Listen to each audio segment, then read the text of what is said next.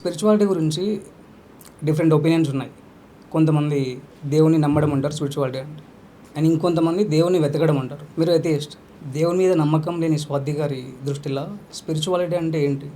మీరు ఎలా డిస్క్రైబ్ చేస్తారు దాన్ని? ఓకే. సో ఐ థింక్ ఈ కాన్వర్జేషన్ కొంచెం డీప్గా చేయాలి. స్పిరిచువాలిటీకి ఏథిజంకి డైరెక్ట్గా లింక్ లేదు, బట్ ఏథిజం అనేది మేబీ స్పిరిచువాలిటీలో నాకు ఒక స్టార్టింగ్ పాయింట్ అయింది.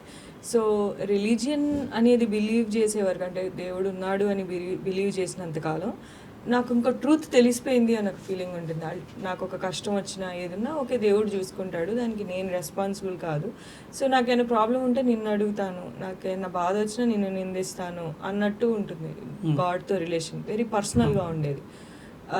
బట్ ఎప్పుడైతే గాడ్ అనేది నేను క్రియేట్ చేసుకున్న ఒక ఐడెంటిటీ, నా ఫియర్కి, నా కంఫర్ట్కి, లేదు నా సారోస్కి, లేదా నా యాంగర్కి నేను డిస్కస్ చేసే ఒక షేపే గాడ్ అనే పర్సన్ ఆర్ ఒక ఐడెంటిటీ ఆర్ ఒక ఇమేజ్ అనేది నాకు ఆ రియలైజేషన్ అక్కరయ్యాక సో గాడ్ అనే ఫిగర్ డిజాల్వ్ అయిపోయింది. సో గాడ్ డిజాల్వ్ అయ్యాక ఏథిజం అనేది ఎక్కడ వస్తుందంటే అసలు గాడ్ లేదు, గాడ్ అనే ఐడియాకి అగెన్స్ట్గా రెబెలియన్లో నుండి ఏథిజం అనేది వస్తుంది. సో నేను రెబెలియన్ చేయలేదు, దేవుడు లేడు అని నేను ఎవరికి ప్రూవ్ చేయాలని అనుకోలేదు. బట్ నా మైండ్లో దేవుడు అనేవాడు డిజాల్వ్ అయిపోయాడు.